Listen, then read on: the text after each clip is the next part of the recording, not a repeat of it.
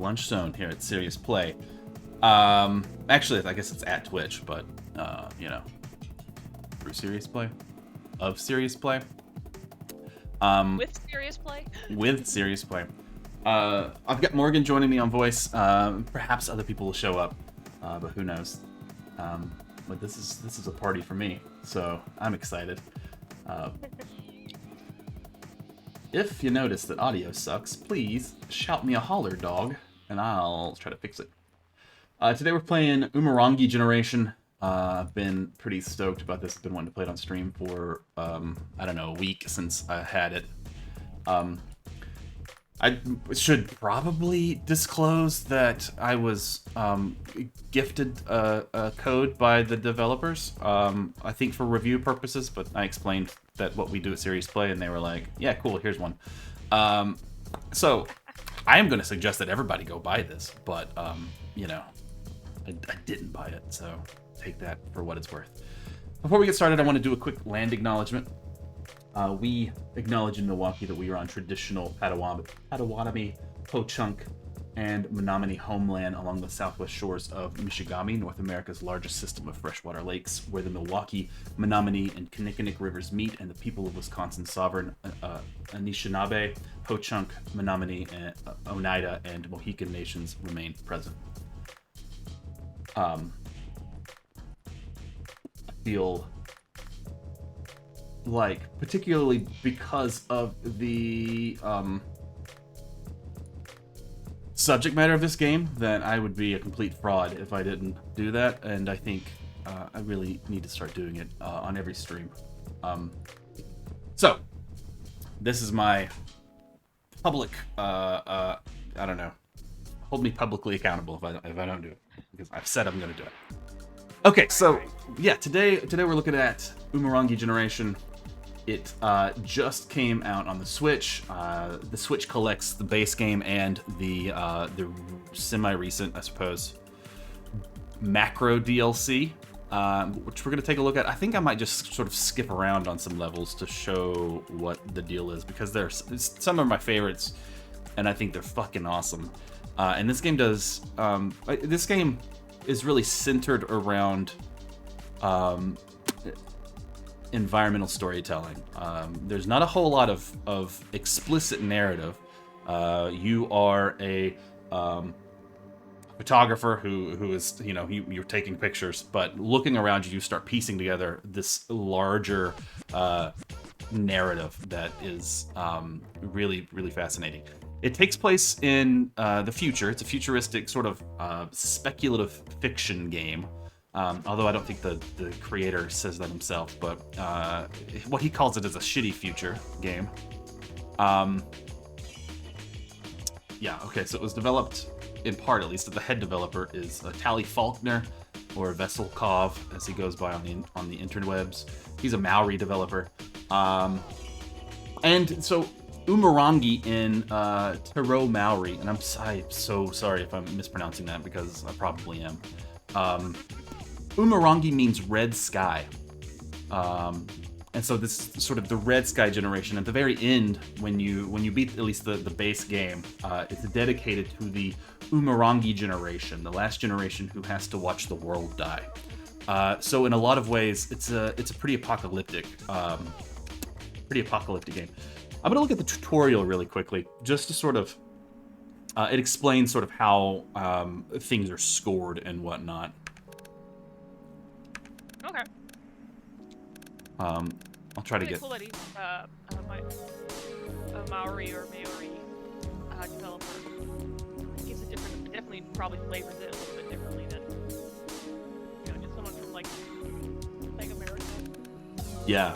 I mean, so I've watched Faulkner talk at Ludo Narracon a few months ago, and then I know he joined Looking for Good on stream. I think just this past weekend to chat with him about the game. I haven't got to watch that yet, but by all means, go check that out.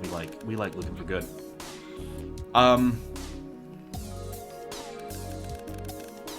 So it's a first-person point-and-shoot. It's the tutorial is like, if you ever played a first-person shooter, then you've got this Okay, so in this game, you're graded on 3 things in your photos. You're not going to be judged on what is or isn't a good photo, because, you know, it's art, and art is subjective. You're graded on 3 C's: color, content, and composition. Color is judged on how much is in your shot.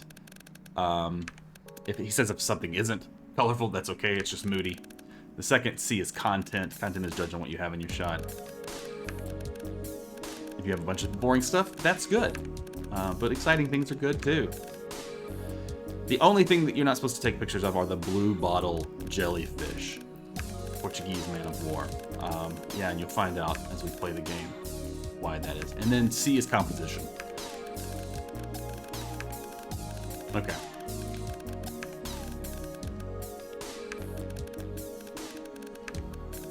There's bounties, things that you are supposed to sort of look for in the game, take pictures of, and then there's some sort of bonus objectives, like getting things done in a certain amount of time, and taking some special photos, and finding hidden film rolls in the level.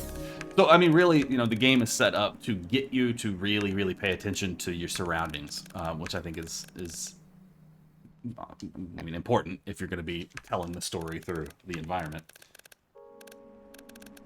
Okay. Hey, Red. Oh, hey, Ren.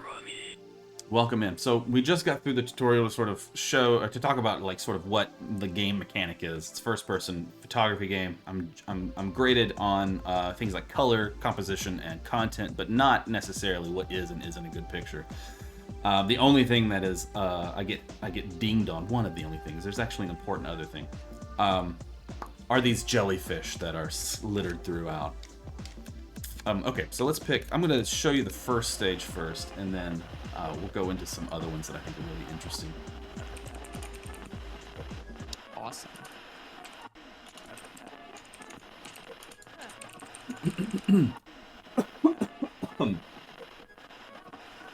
Pardon me.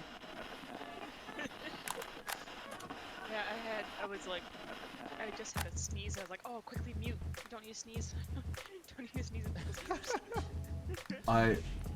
I was worried I was going to have a sneezing fit on stream yesterday, but it turned out to just be one sneeze. Okay, so you can see that I've got a clock going at the top there. It wants me to try to deliver these photos. I can check my bounties here. 1, 2, 3, 4, 5, 6, 7. I have 7 bounties that I need to take a picture of. And ideally, I get that delivered on time. If I don't, then it doesn't end or anything. I just don't get that bonus objective. Getting bonus objectives, getting all the bonus objectives gives you extra equipment, like different photo lenses. Ooh, that's And very whatnot. nice. I don't think I have all of them, but I've got quite a bit. I've even unlocked the selfie one. Boom. Those are quite the lenses. I love the animation that they've chosen to switching them out. Yeah, it's so good. Take photos. I don't know if you can hear it, but there's a little sort of audio clue that you have gotten one of the things that you need. I think this is probably the mountain, which you can't even see in this one. So it's like very, very forgiving in what counts as getting your thing done. To be honest, there are some times where I take a photo and it just tells me that I got something that I didn't even know was in the photo. I'm like, oh, cool. And then you can kind of play around on this, and this is really just sort of, you know, artsy for the artsy sake. Nothing really matters here. I could make it the worst photo ever, like that you can't even really distinguish what's in there, and it would count. And it's set up to automatically save into my Switch gallery, but I'm not gonna do that. Okay, yeah. So I've gotten the mountain, which was on my to-do list. In every level, my friends come with me, including Pingy. I think his name is the penguin here. Pingy. Nice, Pingy. This reminds me so much of like this starting area of Jet Set Radio. Yeah. And Jet Set Radio is, I think, probably one of my favorite games of all time ever, and I wish I had. I have a copy of Jet Set Radio Future for Xbox, but no Xbox to play it on. You need an Xbox original? Yeah, I need the big boy with the Duke. If you want The to come over, Duke? I have an Xbox original. I can grab a Duke. My parents have one. Sweet. So here we got some. Yeah, if you want to play dudes. some Jet Set Radio Future. Yeah, that's a great comparison. Like this game doesn't feel like Jet Set Radio, but it has that sort of aesthetic. There's actually, you can even unlock later. You can unlock a spray can and make your own graffiti. That is that's a house original. Yeah. Oh, that's Oh yeah, fantastic. yeah. Oh man. Oh wow. That's not part of the base game. That's like sort of an extra thing that they added in the DLC that you can unlock. And it doesn't do a whole lot, but or at least And not that I figured it out anyway. I wonder if regular people Banksy. actually You all right? made the connection that it aesthetically looks like Jet Set, and they're like, oh well, I guess if people are saying that it looks like Jet Set, maybe we'll just add this little thing for fun. Yeah, well, yeah, and you can unlock some skates too. You get yourself go faster. So yeah, I think they did probably lean into that a little bit. I think it's interesting though because you move quite slowly and your time. So you know, there's it's very difficult to get all of these photos in 10 minutes, even if you know sort of what you're looking for. Because you also need to pick up all of these like hidden little film canisters. Okay, so really, I it's was just gonna say it's interesting because we're seeing, I feel like in general, an explosion of in different genres return to kind of earlier computer graphics and N64 stuff. yeah. And I mean, I love low poly, but I mean, between this and like obviously Bomb Rush Cyberpunk is coming out with the new cell shading and the boomer shooter genre, it's just all coming together at the right time to make some really quite amazing games, I think. Yeah, and I really think that sort of that I really like that because for so long, you know, video games have been tied to technological progression, you know, and what makes a good game? Well, it has to have better graphics than the other games, the older games. And that's really shitty. Like, who cares, right? So I really like that more and more developers and I think more importantly, more and more consumers and players are embracing sort of the, you know, retro aesthetic because it opens up gaming to a lot more people. This is not, you know, by any means. I probably could run on a potato, is what I'm saying. And it doesn't require it doesn't require the you know, state of the art developing tools either. This was made by a very small team, if not just a couple of people. Anyway, I don't want to say one person. I know Faulkner was the lead designer, but you know, I'm sure he had artists and whatnot helping him. Yeah. Okay. So I mean, so the goal of the game, the gameplay is really just walking around, finding my, you know, looking at my list of things to get, and taking pictures of them. So I need a picture of 2 boomboxes, right? I played this before, so obviously I know where these 2 boomboxes are. But sort of the main, I guess, gameplay mechanic is then just framing what you need in the pictures. It's one thing to see where they are, but it's another thing to say, okay, well, fuck, how do I get them all in one photo? There's a great bit up here. Let's see, I have to get 7 birds in one photo, right? And there's birds all over the place, so it's sort of open to where I want to do it, but it's also part of the trick of getting somewhere. I find it kind of interesting because I think it's either today or like within this week that the N64 turns 25. Oh wow. Really? Do you see this resurgence of like a nostalgia for this low polyness? Whereas beforehand, I think it was a lot more like, ew. Like games back then were really ugly. We were kind of getting back around to, oh well, we can do interesting things with low poly and make a picture or something. So like, that's interesting that we kind of had that full circle. So Yeah. let me show you a little bit. It's kind of odd. I like the fisheye effect they've done. They've done a really good job bringing different lens effects into the game. Yeah. And I'm liking the kind of limiting mechanic of, oh, you have to get a certain amount of objects in the shot at any given point in time, because like the tendency, I think, of anybody playing a game's photo mode is to just take the single shot subject and move on, like take what you want as the viewer, but this game is demanding that you you think creatively about how you frame through that kind of limitation that they're putting on you. Yeah, and there's this really great, like it doesn't automatically zoom and focus for you. You have to do that. And if you zoom in, then you're sort of stuck adjusting your focus. I wonder how hard it was to get that sort of stuff to like pull off in an all digital environment, because like I love, oh my god, depth of field is one of my favorite things to play with when I'm like messing around with my cameras. I never have any of the DSLRs I use in focus. Fuck that. Even when I probably should. And like, god, I wonder how they like what choices on the programming end went into trying to get that to look as good as it does.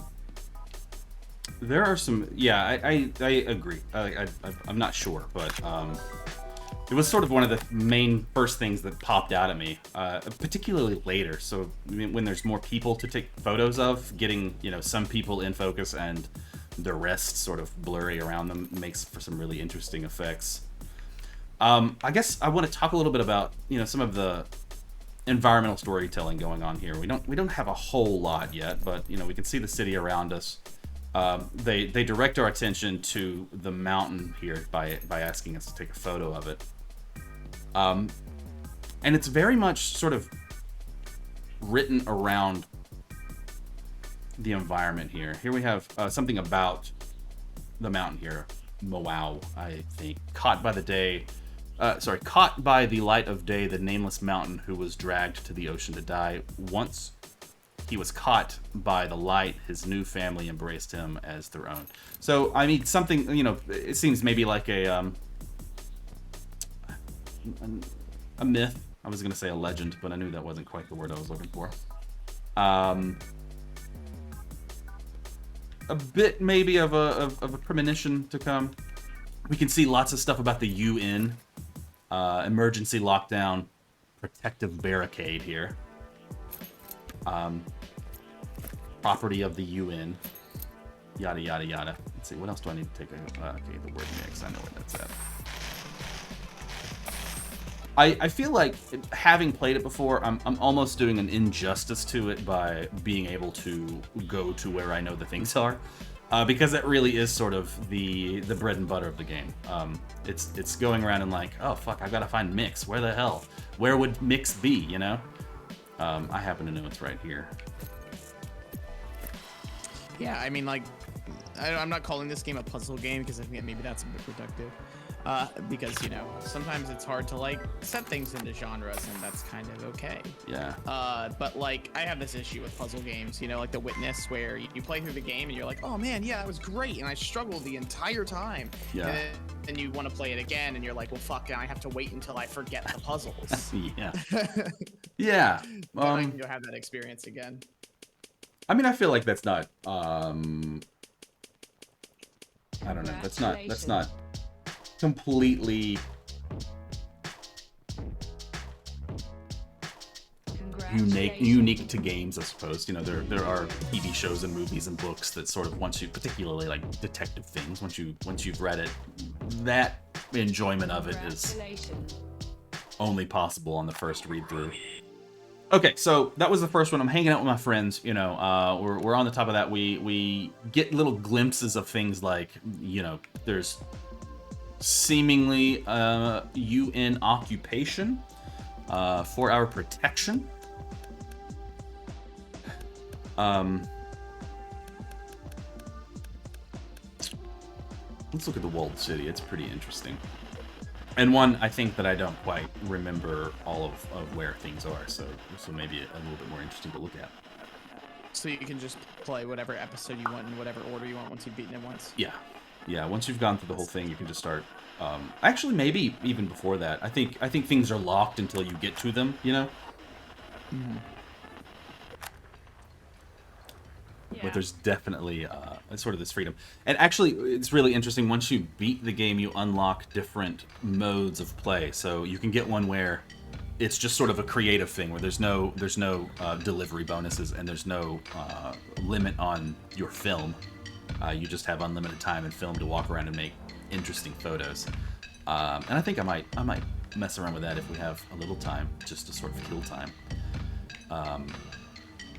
But again, like there's no pressure really to get this done in the original mode, because it could take me 3 days to find all of these things, and I just don't get the bonus things.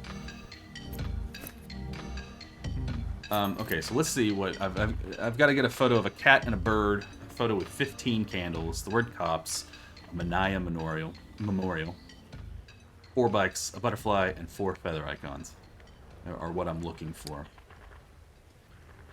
So here's a little bit more. Yeah, they're really. Oh, sorry. Go ahead, Ren. Let's just say they're really balancing this, like, because you're saying that, oh, well, part of the environmental storytelling is, oh, we want you to go take photos of things that when you see them, you'll advance in your understanding of the world. There's this weird balance of, like, not wanting to tell you what those things are in the bounties. You know, they become little riddles. Yeah, sometimes they do. Obscure. Yeah, I mean, yeah. I have had to look up some things because the creator is from New Zealand / Australia. I don't know. I'm a little bit confused as to where he's actually from, but that area of the world anyway. And so one of the goals is to take pictures of a jerry can. It's like, I don't know what the fuck that is. It's a gas can. A gas can. Here is where on 2847, Maxine from lot 27 rose to protect us from kaiju invaders. I don't Kai Kaha Moana, I think. I'm sorry if I'm mispronouncing that. Gone but never forgotten. So here we have a bit of a like memorial. Ooh, that guy sort of looks like me.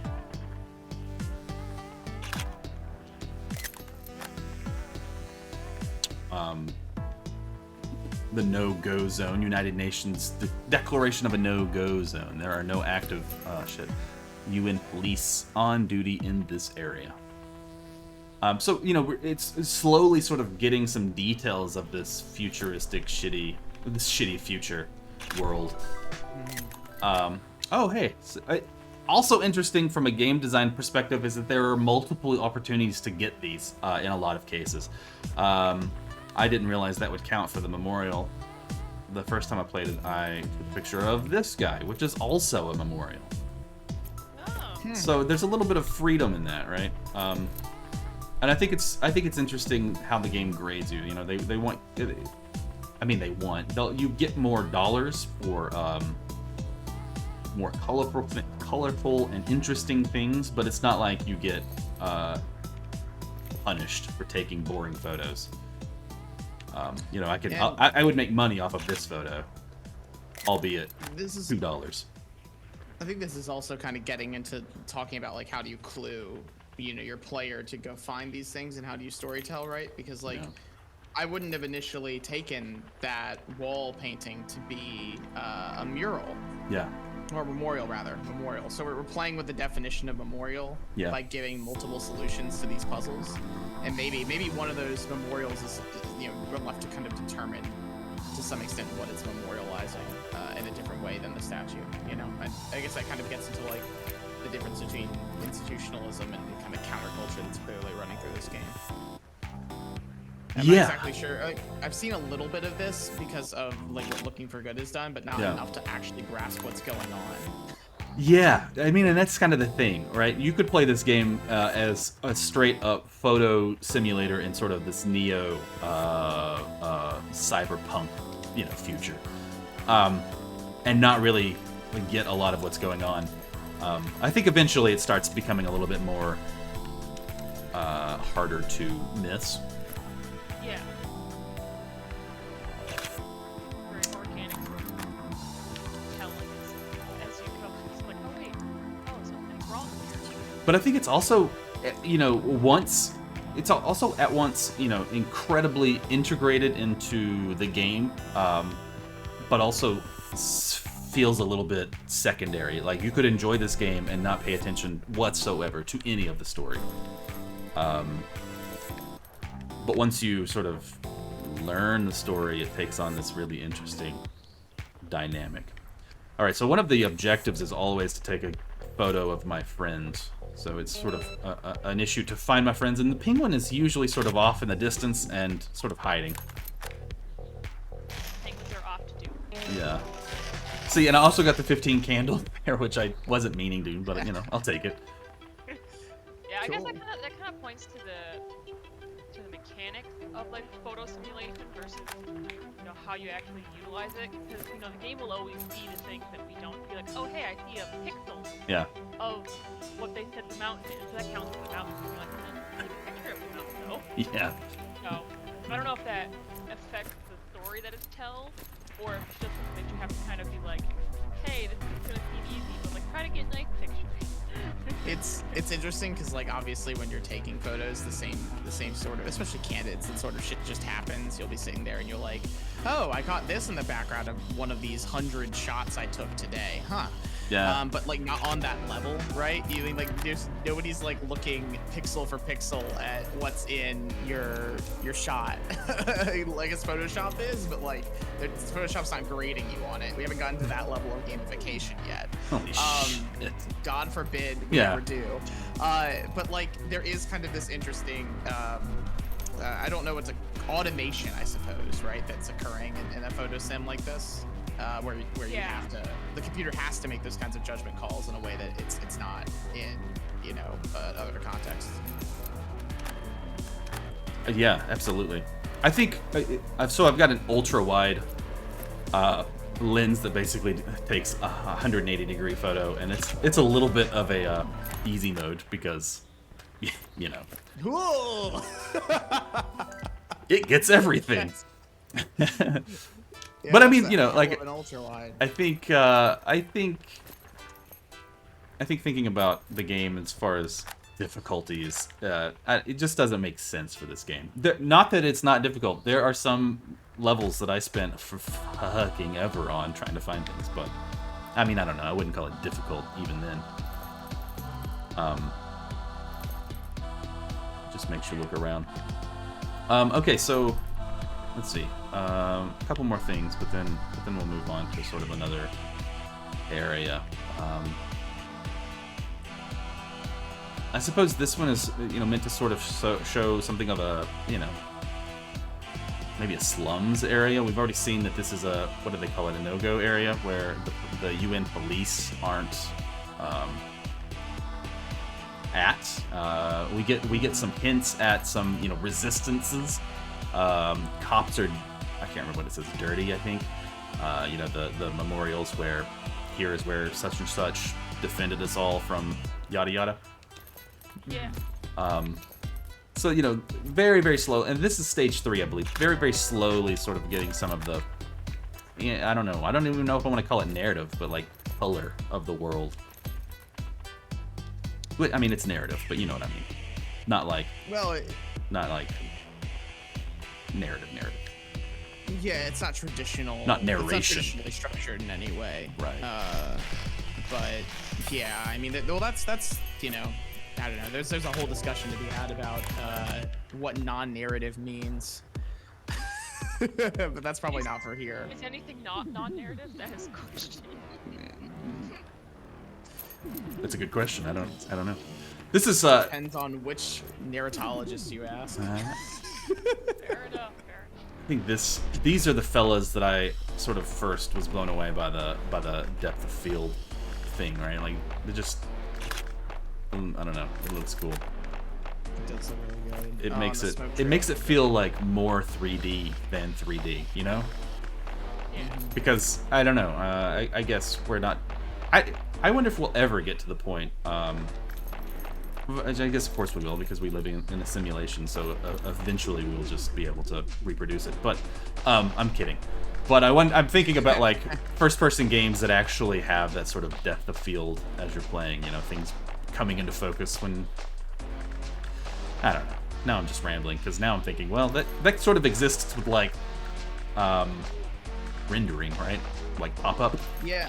Anyway. I think if you had like a fully ray traced game, Yeah. you could probably pull it off. But the thing is that the amount of processing capability you would need to fully ray trace any game Yeah. is just ridiculous. Right. Yeah.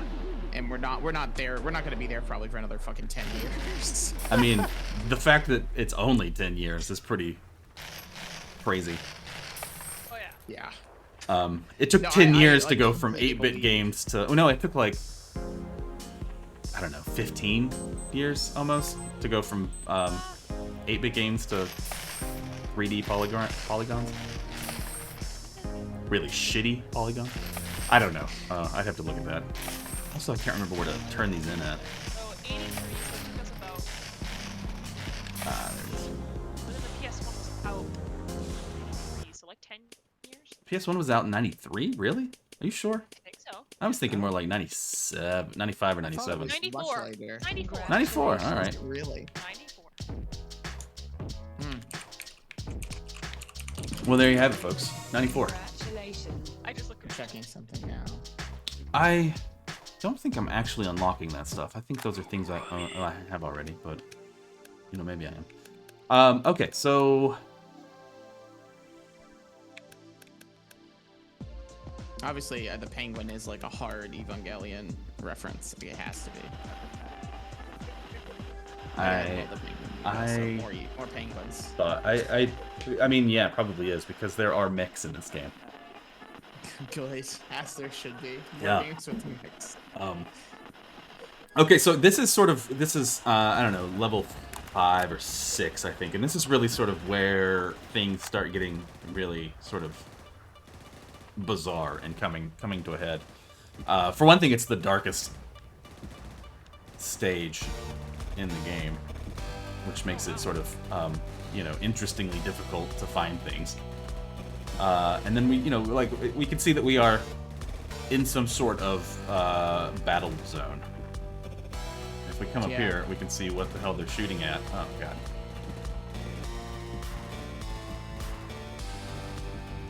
It's one of the interesting limitations of the graphical style as it approaches trying to do these camera stuff is that those muzzle flashes are very clearly low resolution and low, you know, they don't look realistic, and they kind of couldn't be. But that means I imagine taking photos of them is I wonder how the camera actually is going to interact with that light. I don't imagine it would look particularly good, but you know. It's sort of hard to it's sort of hard to capture them. They go pretty quickly. Yeah. Yeah. I think I caught that one, and it certainly wasn't there. So, okay, so we see, like, this hint of something in the background, right? They sort of look like these blue jellyfish that we've been told not to take photos of. Well, I think I can take a photo of this, and it doesn't give me anything bad. But these are ostensibly the kaiju that the UN has come to protect us from. Yeah, and there we have more things that it's going to tell me, like, oh, well, I'm a fucking liar. They will eventually. I'll find one, and they will eventually tell me to not take photos of that. You know, we have images of, you know, soldiers, injured and whatnot. I bet it tells me not to take a photo of that one. Yeah. Don't take photos of blue bottles. I'm still very pissed at what is it? Cloverfield for not making their creatures more interesting, colorful. Missed opportunity, guys. Yeah. JJ, where the fuck you at? I really like that film. Both of them, actually. I haven't seen Paradox because I've heard it's awful. I think it's I really really think Cloverfield and the ARG that what led up to it are brilliant. I just wish that the monster design was just a little bit more colorful. There's no right to be as bland as it is. I hear you. When the films it's coming from are so vibrant. I don't disagree with you there. Oh boy, that fire. It works with the art style and I like it, but that's another thing. That looks super flat. I think it looks pretty good, frame by frame. You know, just to take a frame, that looks neat. Oh, that does look neat. Okay, cool. Wow. That photograph's better than I thought it would. Yeah, wow. Okay, I take it back. Oh, wow. They really... Yeah, so some of those effects you unlock through, you know, going through the levels and getting the bonus objectives and whatnot. But there are at least 3 or 4 or 5 sort of right off the bat. Oh god, what happened? Yeah, I gotta hand it to him. I didn't expect that to pull off well in the photo mode, and with the additional effects, the game, it's more like a challenge to you to make it look better. Yeah. I like it. That's robust. Robust. Okay, so I guess while I'm doing this, I wanna talk a little bit about what Faulkner talks about in his Ludo Narraton talk. And that's where sort of the inspiration for the game came from. He describes it in his own words as something like a speculative fiction. He doesn't use the term speculative fiction, but it's sort of this idea of taking systems of neoliberalism and, you know, thinking about what would happen if blank. You know, what would happen if in the future kaiju attacked? How would the neoliberal system sort of affect that, right? And he's also, particularly in the DLC, he talks about being interested in the relationships between neoliberalism and fascism. And we sort of see a bigger, a more sort of oppressive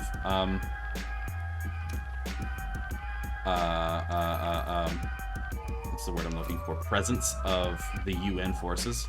I really want to get out of this. How do I not do that? There we go. It was, You stuck I got a little stuck there, but Stuck in- I made it out. Stuck in Instagram. My new horror movie.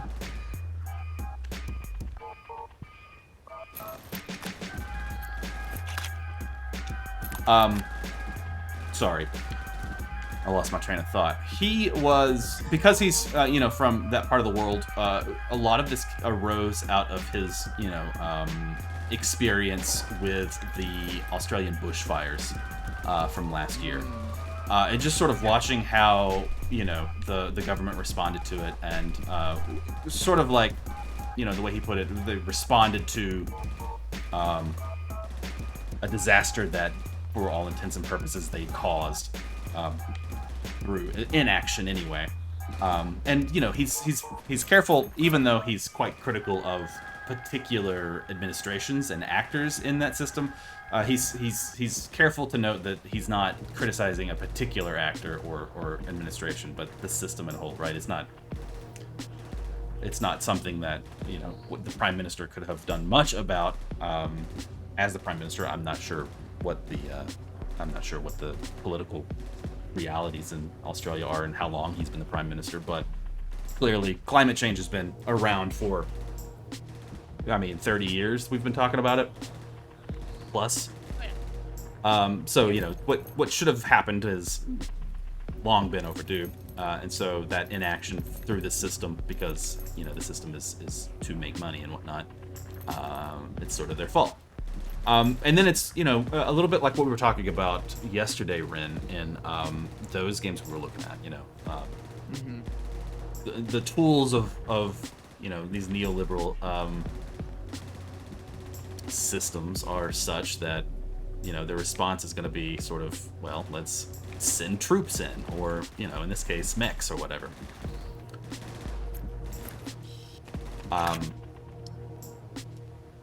And yeah, you know, like, what we see is not great. You were talking earlier about how you can't take photos of the kaiju, or at least there's some kaiju that they will not allow you to take photos of, and it seems to me to be a pretty common beat in these kinds of narratives, and also a pretty common beat in terms of like how organizations like the CIA manage public dialogue, that the predominant narrative is the public is not capable of understanding the tragedy that's occurring, and therefore they should not be given access to information to it, or of it. Which seems to me to be this incredibly individualistic way to view your society, as it like basically essentially any single person could freak out, so we shouldn't say anything, as opposed to society will find a way to collectively manage its understanding of the crisis. I think you that's know? I think that's really well put, right? And that's sort of I think a critique of neoliberalism. This idea of the individual over the collective. I think typical neoliberalism is more about economic and social mobility, maybe, but clearly we could extrapolate it into all kinds of things like what you were talking about, just reactions to problems. Yeah, I think, as I understand it, neoliberalism is classically about economics, but I've heard a lot of people, I mean, not just, kids on TikTok who hear the word neoliberalism and begin to attach it to every politician they've ever seen. But, there's but a also that's degree fair, of right? Because rhetorical- yeah. because sorry, go ahead. But there's a rhetorical style associated with it, and I think that is more often in what we encounter day to day, or at least visibly day to day, right? Because rhetoric is about performance and communication in a way that economics is seated in, but not necessarily obviously engaged with. So this is the last stage of the base game. We go back to the first stage, but it has been changed. I'm kind of wanting to click. Oh my god, it's already 20 till 1. What the hell? An hour is just not long enough. That blows my mind. What have we been doing? Something Rin just said. I think there's this really interesting thing later. I just kind of want to show you this really quickly. I think it's... I always love revisiting earlier stages in games. When they've done something, different. It's really sort of where you can see how the world has changed, either through your actions or the consequences of the plot or whatever.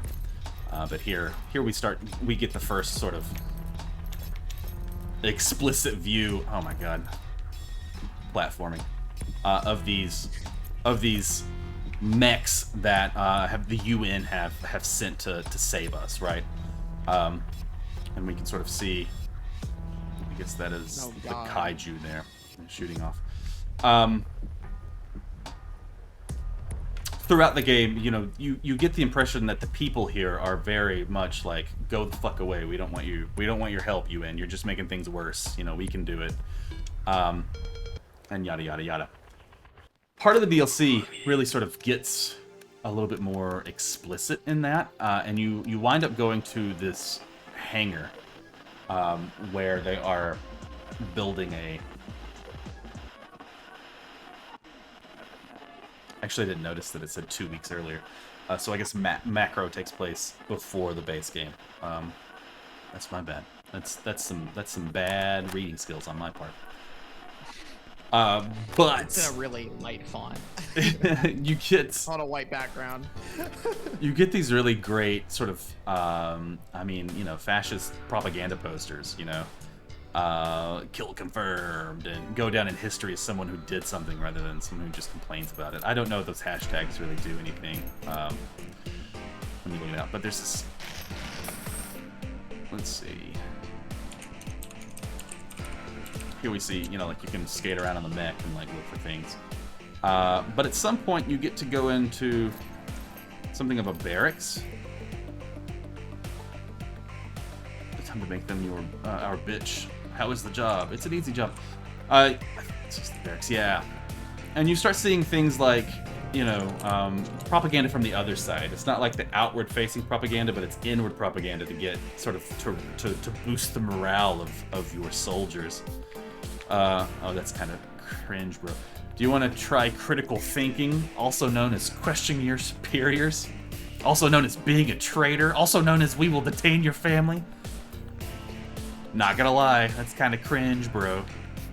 Oh my god. So, he mentions in his talk that he was trying to make fun of fascist propaganda and then just realized he was making fascist propaganda. So he had to sort of try to make it as ridiculous as possible to make it clearly a parody. You are the hero of the story. With your sacrifice, we will conquer them. I really actually it has happened where someone has tried to satirize mostly satirized fascist movements, and then a fascist group picks it up. Yeah. And because satire, if you look at satire, and if you're not understanding that it's satire, it becomes the real thing. Yeah. It happened like 2 or 3 times where they're like, well, this is what's satire, but now it actually means a fascist faction. So in my dubious of sorry. Well, I was going to say in my English 102 class, I have them read some things about satire as a form of rhetoric, you know. And the article that I was looking at mentions this YouTuber / streamer named Caseytron, who is making fun of depictions of gamer girls, or maybe misogynistic conceptions of gamer girls. But, you know, it's really hard sometimes to tell if she is making fun of it or just enacting it, you know.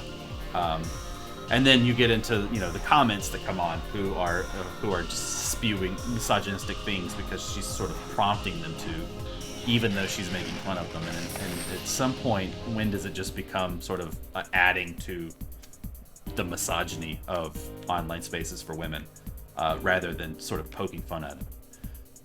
Another thing that, you know, Stephen, the Colbert Report had a fucking following with some conservative viewers, you know, like they liked it. They thought it was funny. So, like, I don't know. There's some cognitive dissonance going on there. Yeah, there was an interview where he said, or where Stephen Colbert says, like, you know, I had liberal friends who thought, oh, he's doing a great parody of conservative media pundits, and I had conservative fans that thought, oh, he's doing a great parody of somebody doing a parody of conservative media pundits. It's like you have to this interesting belief that, like, he's not satirizing us, he's satirizing someone who is satirizing us. Yeah, satiriception. Satireception. Anyway, God, that's some mental gymnastics that has to be just exhausting. I feel like I'm rushing through this because I want to show you so much stuff, and I hate that. But I want to get to this last stage, our last 10 minutes, because it's fucking awesome. So you go through all of this stuff, you know, and Gamer's Palace is also really neat. Oh fuck, I'm gonna show you Gamer's Palace really quickly, because I think Gamer's Palace is really sort of it's the first stage of the macro DLC, and it just does this great sort of I want to sort of call it a metaphor, but it's not a metaphor, for this idea of ignoring things, you know, like being safe. Here we, you know, like it takes place in this futuristic arcade sort of dance hall thing where everybody's having fun. You can play games, brightly lit, cool music. VR cabinets, that's funny. Fucking, you know, like investing in warheads and stocks going up and down, like people would give a shit, and of course they do. VIP area with people dancing and smoking and having a good time. And so, like, most of the action is going to take place in here, right? This is where most of the photos in. But if you get curious, you can go up these stairs. I know you guys. Oh, hey, look at that Kirby.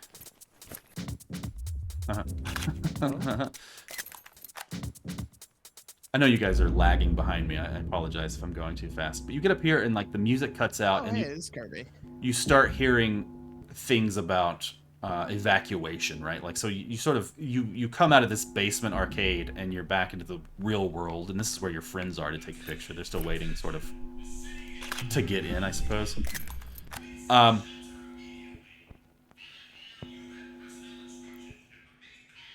I can't quite make out what he's saying on the stream right now, but, you know, it's basically like there's lockdowns, everything's okay, don't worry, which, said in a way, sort of makes you worry. But then you can, like, oh, fuck that noise, I'm gonna come back out here and live my life. It makes me think of, you know, I don't know, you know, the rich French people during the Revolution or something. Caligula sort of stuff. Playing a violin as Rome burns, or yeah, but yeah, I mean, my burning cities mixed up. I think Caligula is having an orgy while you know, Yeah. while people die of bubonic plague or some shit. I can't remember. Oh. Yeah, Nero is the thing.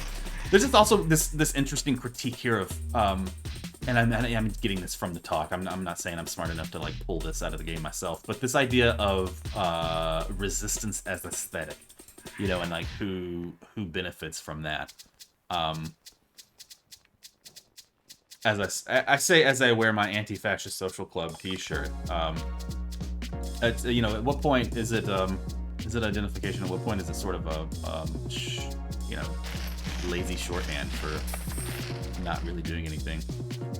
Well, yeah, and I think that's the neoliberalization of you know, counterculture, right? I mean, that's like dawn of the 90s shit, right? Oh, well, we'll take all these aesthetics that meant something to people at one point and now say that they're not necessary, so we'll commodify them. Yeah.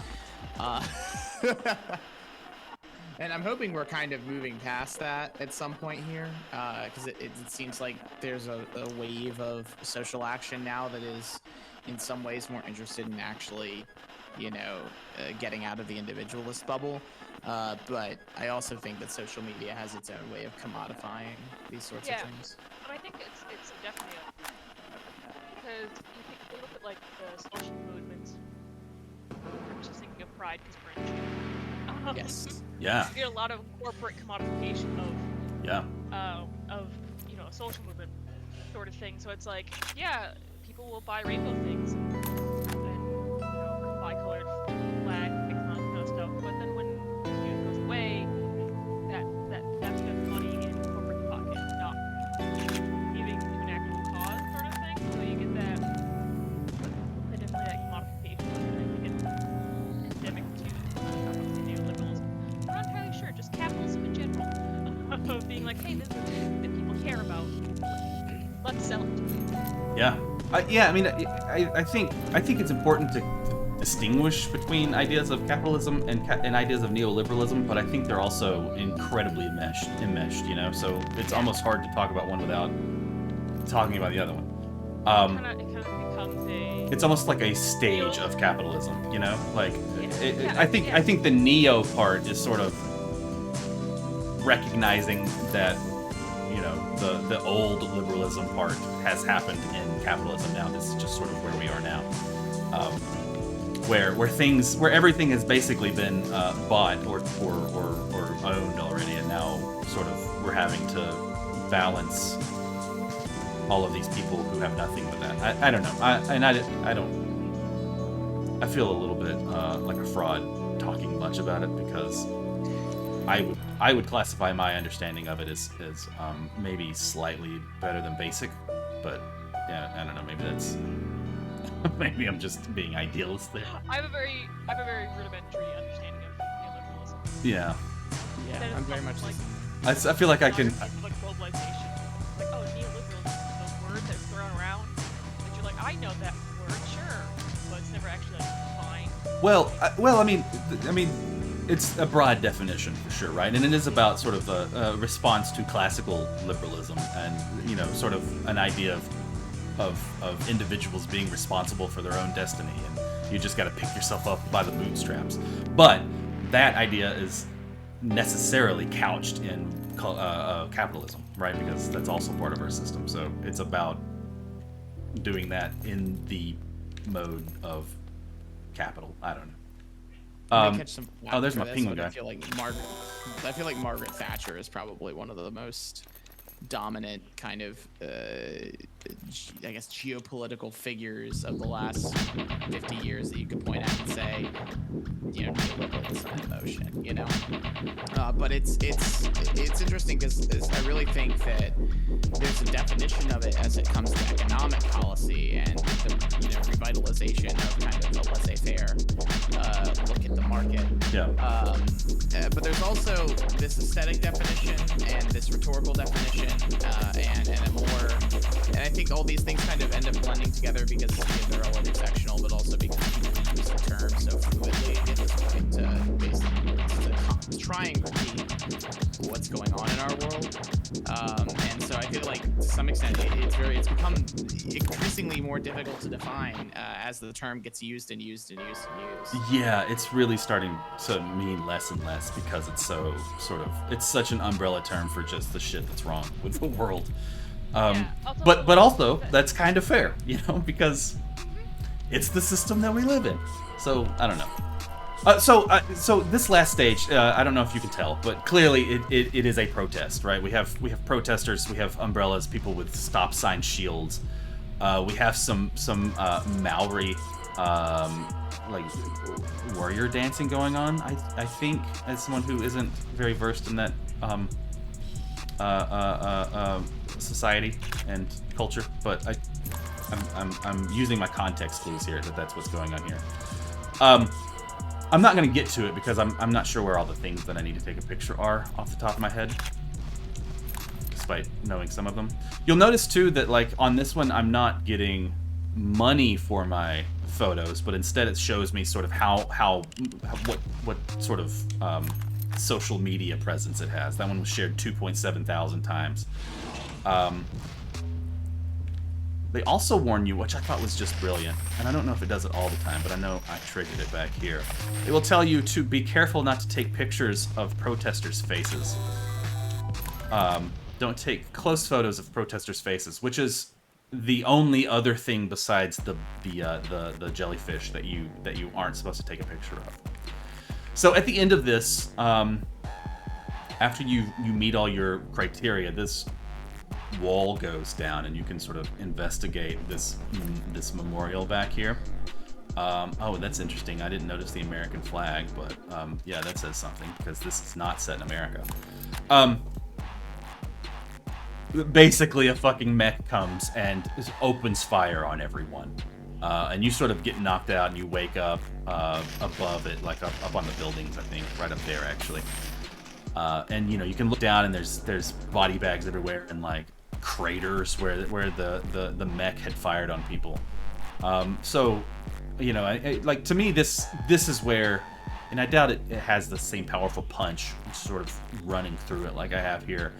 But for me this is where everything just sort of came together and it was just like, holy shit, what an amazing artful game, just from the top to the bottom. I think it's made with such craft and artistic ideas that I don't know, it's phenomenal. I love this game. Yeah. Buy I it. really appreciate. I really appreciate building on the aesthetics of EVA like this too. One of the things about EVA that I haven't gotten as far into the series as I'd like to, but it's so focused on its characters as opposed to its world. And, that's okay. I think it tells a phenomenal story, and I think its particular look at abuse and neglect and other things is really captivating. But taking the mechs, which are very clearly styled, very, Evangelion-esque, and then having the EV fields and all of that, and taking that and pointing at society and saying, well, okay, what else would these be used for other than just the application of fighting a kaiju? I think that's something that EVA's really missing, is a look at how societies actually leverage the technology they have beyond its initial use case. I think that's great. Check out this fucking shade. I just found this. If you wanted a spineless look at what's going on, play fucking Watch Dogs or some shit. That's amazing. Like, all this graffiti is just, it's so great, right? It's a lame hashtag versus supporting fascism. A hard choice, I know.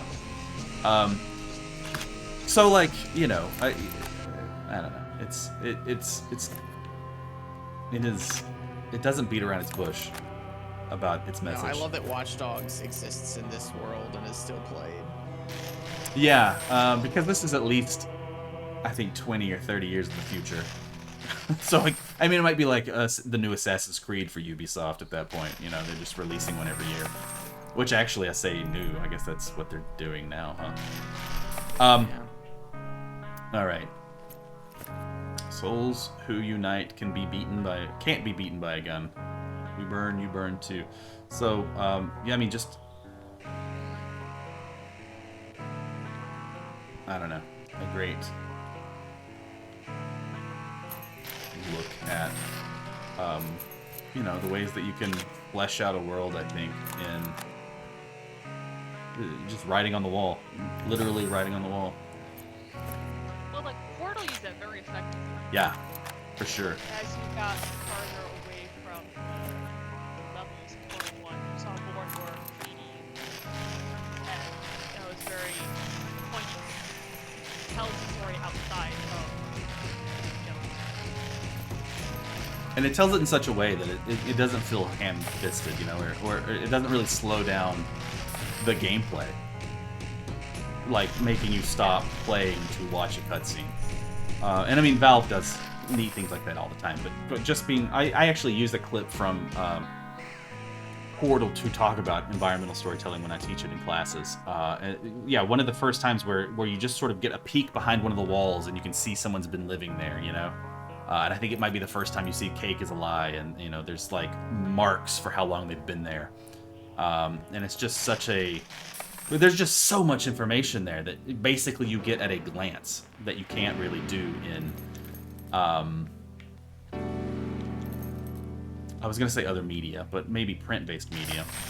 And you know, I think film, you can do it in a way, but in a different way, because you know, there's still sort of the duration of a shot, and if you got it, you got it. There's still a framing too, a direct framing. Whereas in video games, you know, the player is the framer of the environment, and they can frame it like they want. yeah, and they can also miss things. Yeah, totally. If you don't sit there and read the graffiti in Portal, or if you don't read the graffiti here, you kind of just get the visual story, and you get to like peek behind the curtain. So, Is that somebody's I got alarm an telling us it's 1 o'clock? You guys, what? Is there an alarm? Oh, I thought I heard a beep, and I was like, oh yeah, it is 1 o'clock. But it is also one. It is. Yeah. Well, yeah. Our streams are just too short, man. They are. But thanks for joining me, Rin and Morgan, and anybody else who happen to be watching or watches the VOD. Check out Umurangi Generation. I forgot the easy, no, not the easy word, the English word. Yeah. All right. I'm so bad at ending these things. Bye. Really hard industry. All right. Thanks, everybody, and see you later.